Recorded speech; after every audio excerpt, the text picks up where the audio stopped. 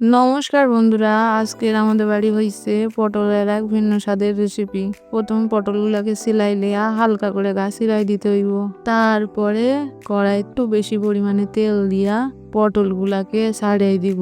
পটলগুলাকে 1 চামচ নুন দিয়া ভালো করে লাল লাল কইরা ঢাকা দিয়া ভাজাই লইতে হইব। দেখেন কেমনে করে ভাজছি, যাতে পটলগুলা চারিপাশটা লাল লাল হয়। এটা দেখে ভাবেন না যেন পটলগুলা পুইরা গেছে, একটু বেশি করে লাল কইরা ফেলছি। দেখছেন কেমনে করে ঘুরাই ঘুরাই ভাজতেছি, এমনি করে ভাজবেন, তাহলে খাইতে টেস্ট লাগবে। এই যে পটলের রেসিপি, আপনি যে কোনো রুটি, লুচি, ভাত, পরোটা যার সাথে দিবেন কেটে জমে ক্ষীর হইরা যাবে। সামান্য কয়টা উপকরণ দিয়ে বানাইনো, ধৈর্য ধরে দেখবেন শেষ পর্যন্ত। কেমনে লাগে শেষে কমেন্টে জানাবেন কিন্তু। দেখেন কেমন একটা পটলগুলা লাল লাল হইয়া গেছে। এবার তেল থেকে উঠাই লইব। যে অবশিষ্ট তেলটা পুরাই লইছে তার মধ্যে সামান্য জিরা, একটা গোটা টমেটো দিয়া ভালো করে নাড়াই লইলুম যাতে টমেটোটা গলে যায়। তার মধ্যে 1 চামচ নুন দিয়ে টমেটোটা একেবারে গলায় ফেলবো, যাতে টমেটোটা একদম মাখা মাখা হয়ে যায়।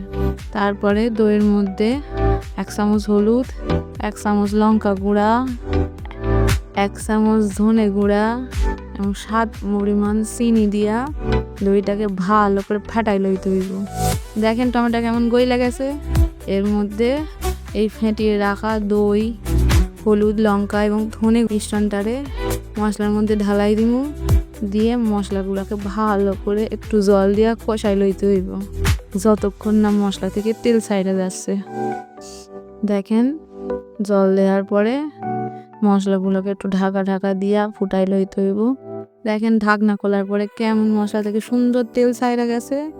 এরপরে আরো কিছু পরিমাণ জল দিয়া জলটা ফুটাই গেলে আগে থেকে ভেজে থাকা পটলগুলা ওতে তুলা দিমু, দিয়ে কিছুক্ষণ লো ফ্লেমে ফুটাই লইমু। দেখেন ঢাকনাটা হালকা খুলাই দিছি এবং ফুটে গেলে কিছুক্ষণ পরে একটু ঝোল ঝোল থাকায় নামাই লইবেন।